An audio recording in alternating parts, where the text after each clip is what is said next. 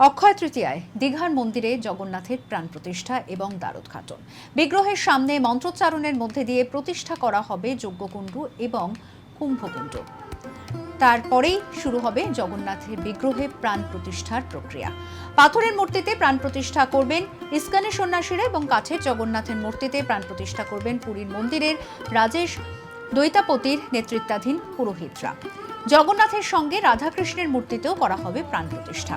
প্রাণ প্রতিষ্ঠার মাহেন্দ্রক্ষণ আজ সকাল 11:10 থেকে 11:30 মধ্যে, অর্থাৎ আর একেবারে হাতে গোনা কয়েকটা মুহূর্ত, এবং তারপরেই কিন্তু সেই মাহেন্দ্রক্ষণ যে মুহূর্তে প্রাণ প্রতিষ্ঠা হতে চলেছে জগন্নাথের। ওই 20 মিনিটের মধ্যেই দেবতার সর্বাঙ্গে কুশের স্পর্শ করা হবে। রুদ্ধ দরজার ভেতরে হবে প্রাণ প্রতিষ্ঠা এবং প্রাণ প্রতিষ্ঠার পরেই জগন্নাথের স্নান এবং বস্ত্র পরিধানের প্রক্রিয়া সম্পন্ন হবে। তারপরে 56 ভোগ অর্পণ করা হবে জগন্নাথের উদ্দেশ্যে এবং হবে দ্বারোদ্ঘাটন।